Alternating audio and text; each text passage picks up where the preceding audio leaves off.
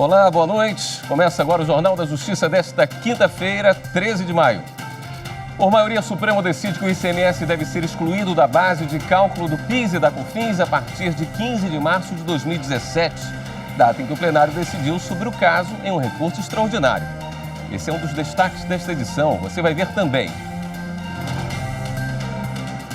Urna eletrônica completa 25 anos e presidente do TSE destaca que o sistema trouxe eleições seguras e transparentes.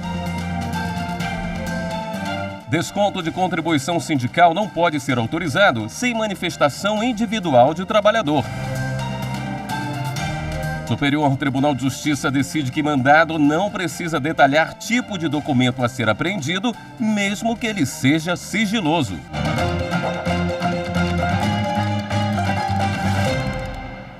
Por maioria, o plenário do Supremo Tribunal Federal decidiu nesta quinta-feira que deve ser excluído o ICMS da base de cálculo do PIS e da COFINS a partir de 15 de março de 2017, data em que o Supremo decidiu o caso em um recurso extraordinário. O processo começou com a ação de uma importadora que alegava ser inconstitucional a inclusão do ICMS na base de cálculo do PIS e da COFINS, que são contribuições para a Seguridade Social. Em 2017, o Supremo decidiu que o ICMS não compõe a base de cálculo dessas contribuições. Para o STF, o PIS e a COFINS devem incidir apenas sobre o valor efetivamente faturado pela empresa com a venda de seus produtos e mercadorias. A União recorreu, pedindo que a suspensão da cobrança começasse a valer a partir da data do julgamento desse recurso, os embargos de declaração. A relatora do caso, ministra Carmen Lúcia, votou parcialmente a favor do recurso da União. Ela esclareceu que o ICMS excluído da base de cálculo seja o ICMS destacado na nota fiscal e não o efetivamente pago. Acolheu ainda pedido da União para estabelecer que quem entrou com ação judicial até o dia 15 de março de 2017, data do julgamento do recurso, vai poder receber o que pagou indevidamente de imposto. Recomendo o balizamento dos efeitos do que decidido neste processo para preservar a segurança jurídica, ressalvados os casos ajuizados desde 15 de março de 2017 e ressalvados os casos ajuizados até aquela sessão de julgamento. O plenário, por maioria, acompanhou a relatora. O impacto financeiro, além da dificuldade de planejamento do orçamento, planejamento orçamentário federal, tendo em vista a total impossibilidade de apurar-se a priori os valores que se tornariam exigíveis por ano fiscal, essa reposição anterior, isso poderia gerar uma crise econômica sem precedentes. Eu estou nessa linha, subscrevendo, claro, em parte, quanto à modulação, o voto de Sua Excelência, a ministra Carmen Lúcia, mas com este enfoque, com esta abordagem constante do voto do ministro Nunes Marques. O Tribunal, por maioria, acolheu empates embargos para modular os efeitos os embargos para modular os efeitos do julgado nos termos do voto da relatora, vencido neste ponto os ministros Edson Fachin, Rosa Weber e Marco Aurélio, e rejeitou por maioria os embargos quanto à alegação de omissão, obscuridade ou contradição, e no ponto relativo ao ICMS, excluído da base de cálculo das contribuições PIS/COFINS, prevaleceu que se trata do ICMS destacado, vencidos os ministros Nunes Marques, Roberto Barroso e Gilmar Mendes. O ministro Luiz Roberto Barroso, do STF, suspendeu liminarmente a decisão do Tribunal Regional do Trabalho, que autorizou o desconto de contribuição sindical autorizada por Assembleia sem o aval individual dos trabalhadores. O pedido foi feito pelas concessionárias de rodovias e estradas de São Paulo, entre elas a Rodoanel Oeste. As empresas questionavam uma decisão do Tribunal Regional do Trabalho da 2ª Região, em favor do Sindicato dos Empregados das concessionárias. O TRT acolheu parcialmente a ação coletiva do sindicato, autorizando o desconto da contribuição sindical sem autorização expressa e individual dos trabalhadores, sendo suficiente a aprovação em assembleia. Os dissídios foram ajuizados de forma conjunta, por envolver empresas do mesmo grupo econômico, com acordos coletivos semelhantes aos negociados com o mesmo sindicato. No STF, o ministro relator do caso, Luiz Roberto Barroso, deferiu a medida cautelar para as concessionárias, contra o desconto das contribuições sem a manifestação individual dos empregados. O ministro destacou que o Supremo já se manifestou sobre o tema, reconhecendo a constitucionalidade do fim da contribuição sindical obrigatória, determinado na reforma trabalhista de 2017. A seção 1 de dissídios individuais do Tribunal Superior do Trabalho decidiu que a empresa Valdac, responsável pelas marcas Sibéria e Crawford, deve ressarcir os empregados por exigência de roupas de trabalho, o chamado dress code. Os ministros da SDI1 entenderam que havia um código de padronização de vestimentas nas lojas da empresa, o que se equipara ao uso de uniforme. Por isso, a Valdac terá de ressarcir as despesas caso os empregados tenham sido obrigados a adquirir as roupas. A denúncia foi feita pelo Ministério Público do Trabalho, com base em relatos de empregados. De acordo com a ação civil pública, quem não seguisse o padrão de vestimenta na cor preta era advertido pelo gerente. A rede de lojas argumentou que os empregados recebiam 2 jogos de uniforme, que eram trocados a cada 6 meses, e que a utilização de roupas sociais, não necessariamente da sua marca, era apenas uma sugestão, deixando a critério dos empregados a escolha das vestimentas. O Tribunal Regional do Trabalho da 9ª Região no Paraná entendeu que a exigência da empresa em relação às vestimentas não se enquadrava como uso de uniforme. Para o TRT, as roupas eram comuns e podiam ser usadas socialmente após o horário de trabalho. E mesmo que a empresa não exigisse a utilização de roupa social, é obrigação do empregado apresentar-se ao trabalho devidamente trajado. O caso chegou ao TST e o entendimento foi mantido pela 5ª turma, mas na SDI1 o entendimento foi outro. O relator dos embargos do MPT, ministro Hugo Schormann, destacou que é poder do empregador definir o padrão de vestimenta a ser adotado no ambiente de trabalho. Aqui a empresa reclamada exigia dos seus empregados um padrão das vestimentas. Calça social preta, camisa social preta, sapato de salto para as mulheres, calça e camisa social, ambos na cor preta, e sapato social para os homens. Mas para o ministro, a exigência de que o trabalhador disponha de parte de seu salário para a compra de vestimenta específica, por obrigação do empregador, fere o princípio da irredutibilidade salarial. O relator lembrou ainda que, de acordo com o precedente normativo 115 do TST, no caso de exigência de uniforme pelo empregador, ele deve ser fornecido gratuitamente ao empregado.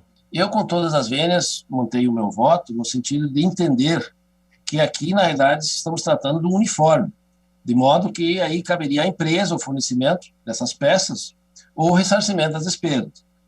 E essa conclusão também não altero pela possibilidade de utilização de tais peças fora do ambiente laboral.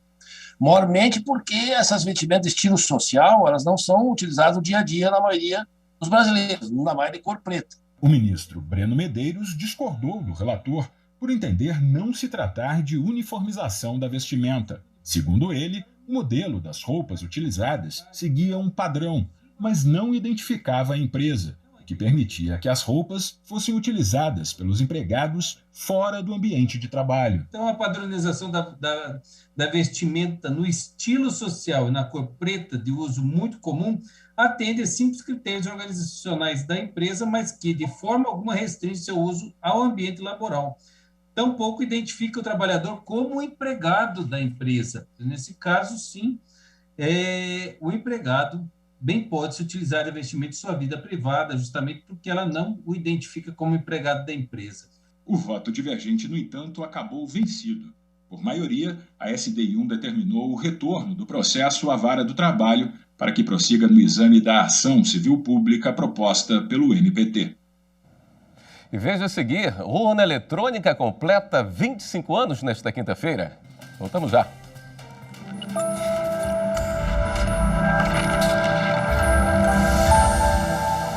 A Constituição da República Federativa do Brasil tem entre os seus fundamentos o princípio da dignidade da pessoa humana.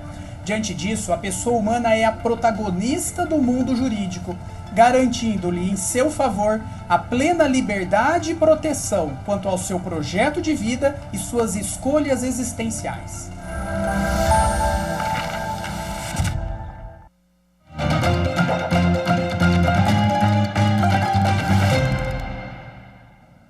E circula pelas redes sociais mais uma fake news sobre o Supremo Tribunal Federal. Dessa vez, uma imagem do ministro Alexandre de Moraes traz uma declaração falsa atribuída a ele sobre as próximas eleições. A montagem diz que o ministro subiu o tom contra o presidente Jair Bolsonaro ao afirmar não terá voto impresso em 2022 e nem talvez Bolsonaro em 2022. O recado está dado. Isso é mentira. O ministro Alexandre de Moraes nunca deu essa declaração. O STF reitera o alerta para a importância de checagem de informações suspeitas como forma de evitar a propagação de fake news com o nome de autoridades ou da instituição. Antes de compartilhar informações, verifique se a fonte é segura. Nesta quinta-feira, a urna eletrônica completou 25 anos. O presidente do Tribunal Superior Eleitoral, ministro Luiz Roberto Barroso, aproveitou a data para chamar a atenção sobre a segurança do equipamento. No dia 13 de maio de 1996, há 25 anos, o TSE enviou as primeiras urnas eletrônicas aos tribunais regionais eleitorais para que eles pudessem conhecer o equipamento que seria utilizado nas eleições municipais daquele ano. De lá para cá, a urna passou por constantes evoluções e se tornou a forma mais segura para o exercício da democracia por meio do voto eletrônico. Hoje, ao abrir a sessão de julgamentos do Tribunal Superior Eleitoral, o ministro Luiz Roberto Barroso, presidente do TSE, fez um registro da data, destacando que nesse período nunca se comprovou nenhuma fraude.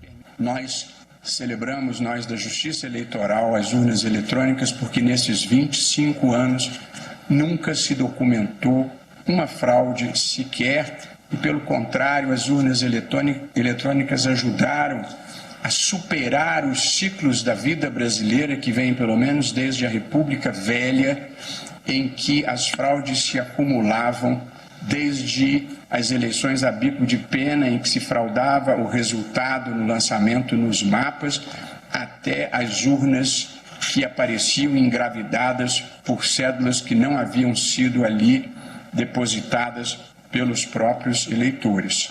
O presidente do TSE também ressaltou que o voto eletrônico garante um processo seguro, transparente e auditável.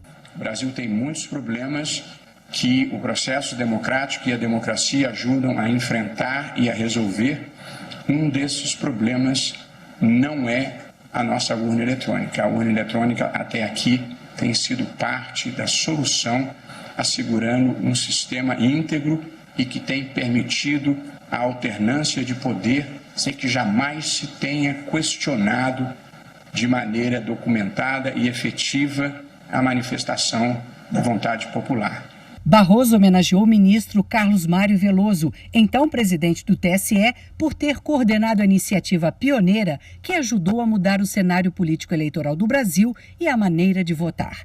O ministro ainda anunciou que amanhã será lançada uma campanha que vai contar o passo a passo do desenvolvimento das fases de segurança, transparência e auditabilidade da máquina de votar.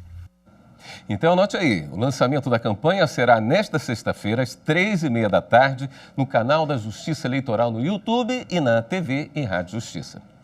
Ainda sobre a sessão plenária de hoje no TSE, a Corte Eleitoral manteve Jaime Barbosa como prefeito de Óbidos, no Pará. Ele era acusado de estar inelegível por improbidade administrativa, mas o TSE deferiu o registro de candidatura do político. Os ministros também rejeitaram a prestação de contas do Partido Republicano da Ordem Social, o PROS, referente ao ano de 2015. O partido agora terá que devolver mais de R$10.700.000 aos cofres públicos e os repasses de 6 cotas do fundo partidário para a legenda ser suspensos.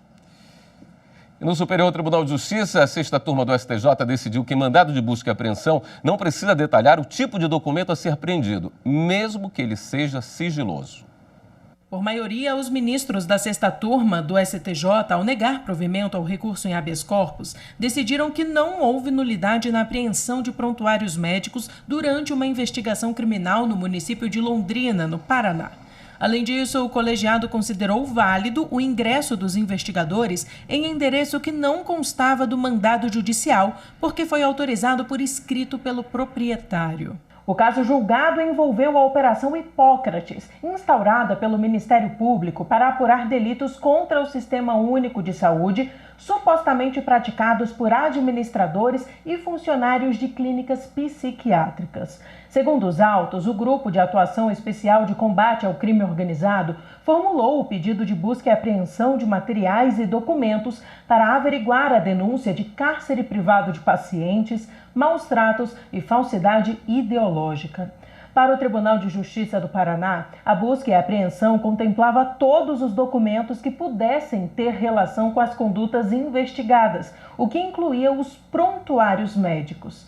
No STJ, a defesa de um dos investigados alegou a ilicitude das provas. Para o relator, ministro Sebastião Reis Júnior, não houve nulidade. Ele ressaltou que o artigo 243 do Código de Processo Penal disciplina os requisitos do mandado de busca e apreensão, detalhando o que pode ou não ser arrecadado.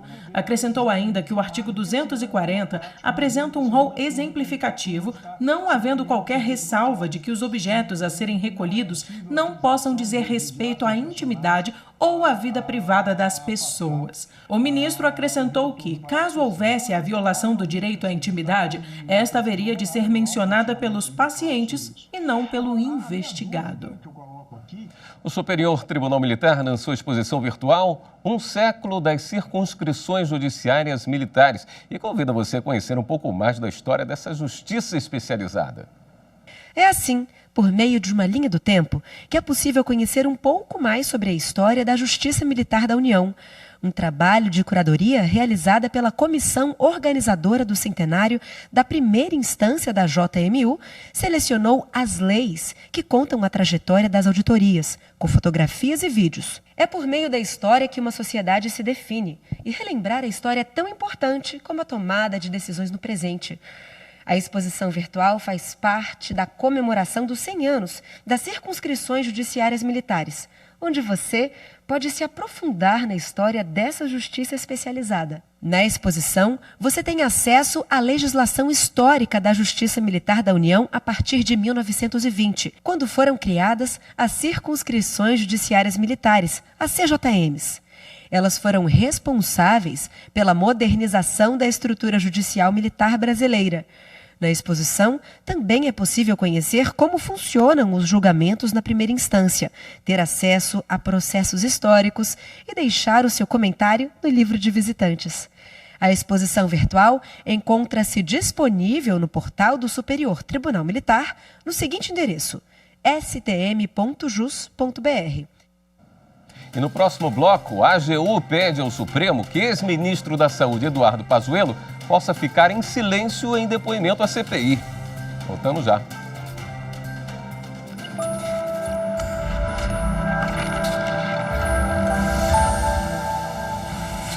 A Constituição é a lei maior, a lei fundamental e soberana de um Estado. Ela estrutura o Estado, seus poderes e os direitos de todo o cidadão. A Constituição não é só uma lei importante, mas sim uma lei necessária para a manutenção da ordem, dos seus direitos e, em última análise, do próprio Estado.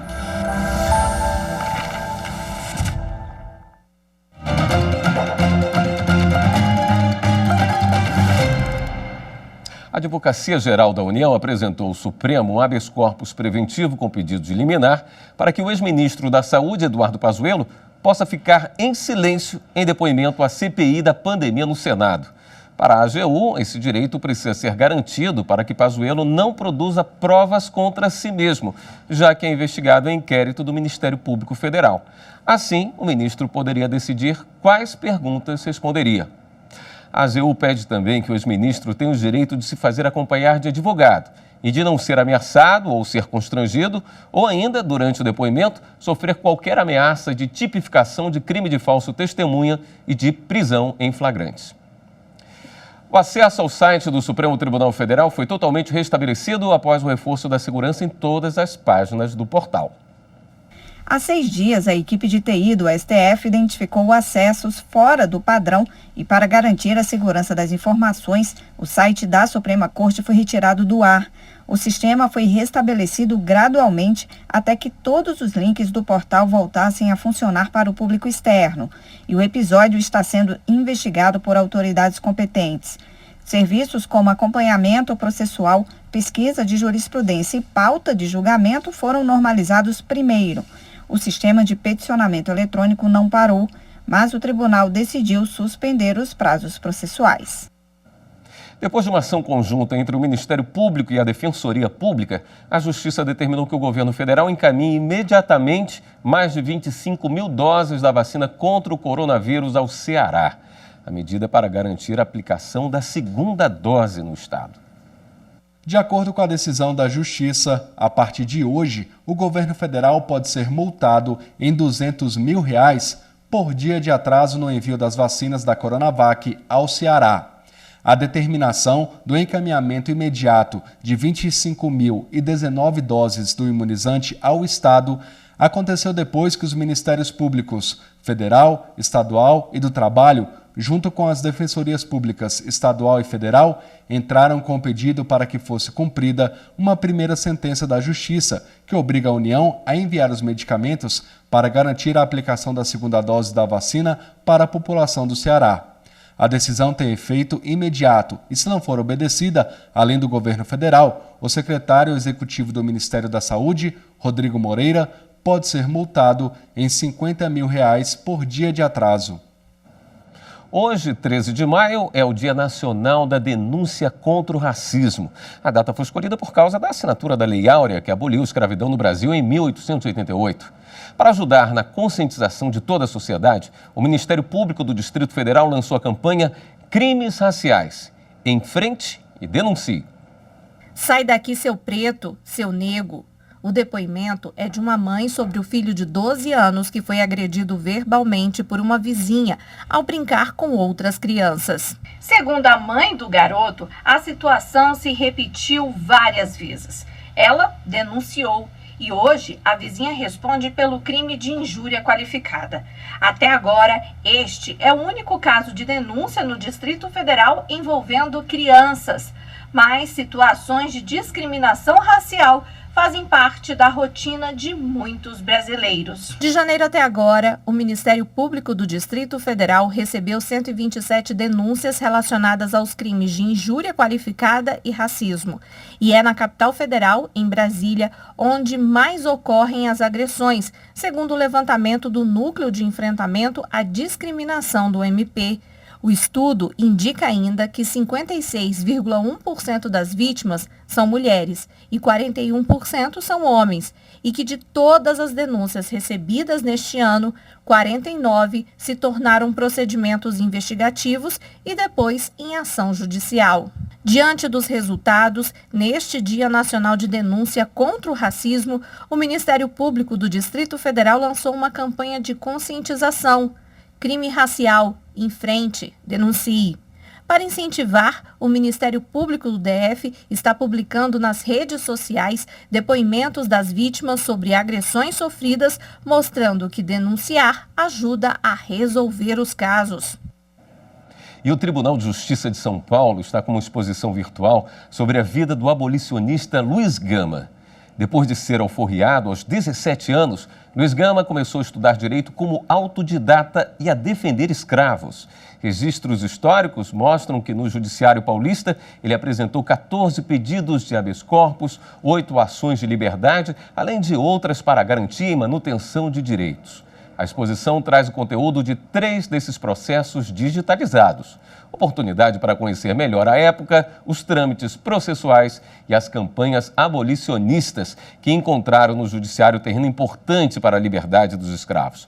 Para acessar, basta entrar no site tjsp.jus.br e clicar no banner Exposição Luiz Gama e o Judiciário Paulista no século XIX. O Jornal da Justiça de hoje fica por aqui. Para você, uma boa noite. Até amanhã.